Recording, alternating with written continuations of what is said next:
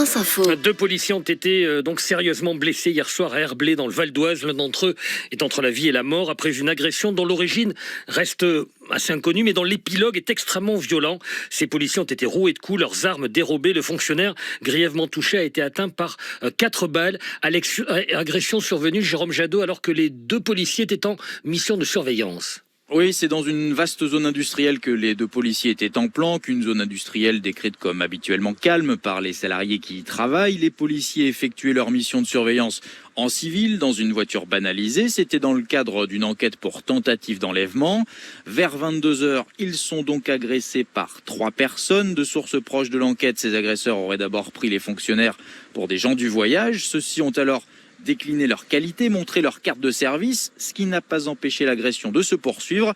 Agression très violente selon le récit de Gérald Darmanin, ministre de l'Intérieur, qui s'est rendu sur place ce matin. Ces personnes, selon toute vraisemblance, avaient la claire intention de tuer. Ils ont, après avoir parlé manifestement, le mot roué de coups est trop léger, massacré littéralement ces 2 policiers pendant un moment où ils ont ensuite pris leurs armes pour tirer manifestement à 7 reprises, et 6 fois les balles ont touché. Les policiers, dont un, je voudrais ici le dire, se bat pour la vie au moment même où nous parlons.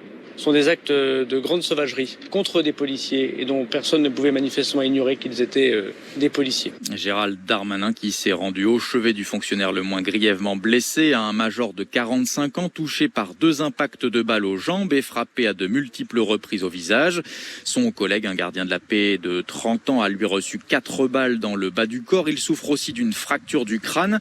C'est lui dont le pronostic vital est toujours engagé. Les 3 agresseurs, eux, ont pris la fuite avec les armes de service et un téléphone portable aussi dérobé.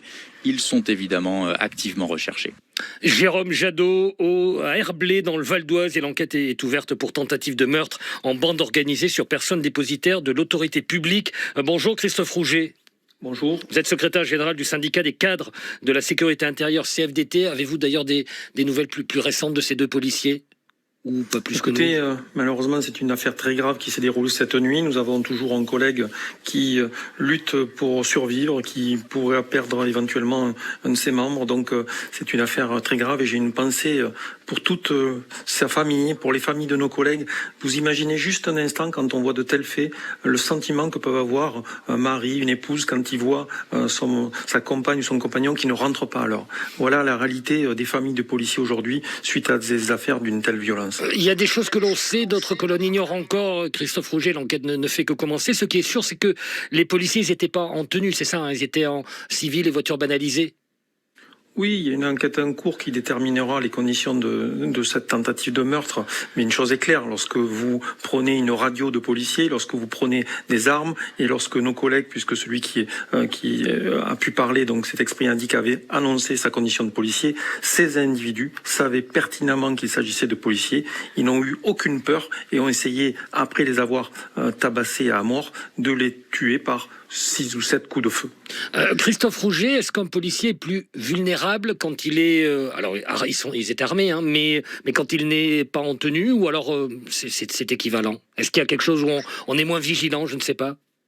Non, ces collègues qui faisaient une surveillance dans le cadre d'une enquête, ils sont vigilants, mais ces individus n'ont aucune peur. Mais je rappelle juste que vous soyez en tenue ou en civil. Aujourd'hui, ça fait 4 ans, jour pour jour, que nous avons connu, vous vous souvenez de cette terrible affaire, les policiers brûlés à Viry-Châtillon. Ces policiers, ils étaient en tenue dans des véhicules sérigraphiés et une quinzaine d'individus étaient venus, avaient jeté des cocktails Molotov, ce qui avait brièvement brûlé nos collègues. Ils auraient pu mourir brûlés vifs.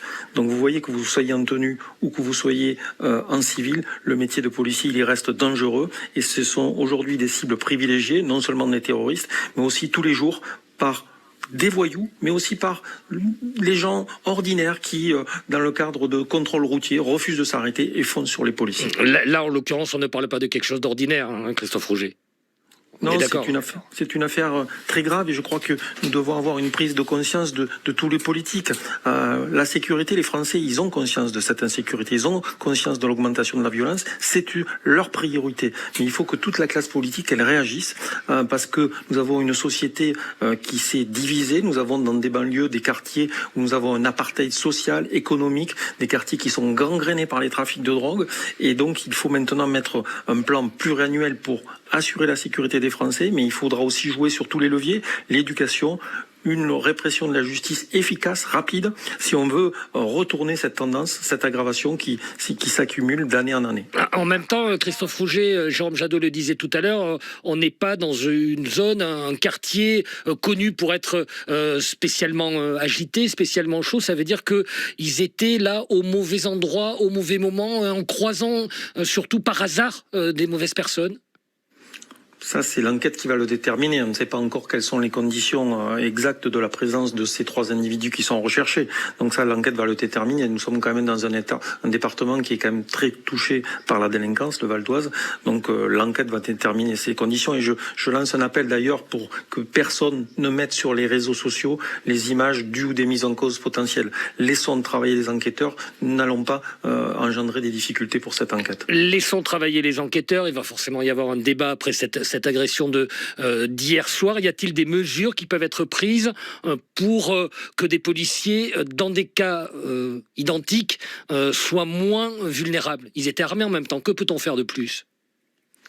Non, c'est difficile de prendre d'autres mesures. Nos collègues, ils étaient sur le terrain. S'ils avaient été plus nombreux, ça aurait peut-être été différent. C'est vrai, mais c'est le métier de policier. Nous le savons. Lorsque nous partons faire des enquêtes, lorsque nous partons faire une patrouille, nous savons que nous pouvons être attaqués, que nous pouvons être blessés. Et malheureusement, les violences contre les policiers, elles augmentent. Donc il faut mettre un plan aussi général sur certaines choses qui se produisent aujourd'hui, notamment dans les quartiers difficiles, à savoir les attaques avec les mortiers. Il faut prendre des mesures pour ça. Il faut prendre des mesures pour mettre fin à ces refus d'obtempérer aussi. Toutes les 30 minutes, vous avez des citoyens qui prennent la fuite ou foncent sur les policiers. Donc il faut s'attaquer à tous ces sujets en même temps si on veut retourner cette tendance de violence.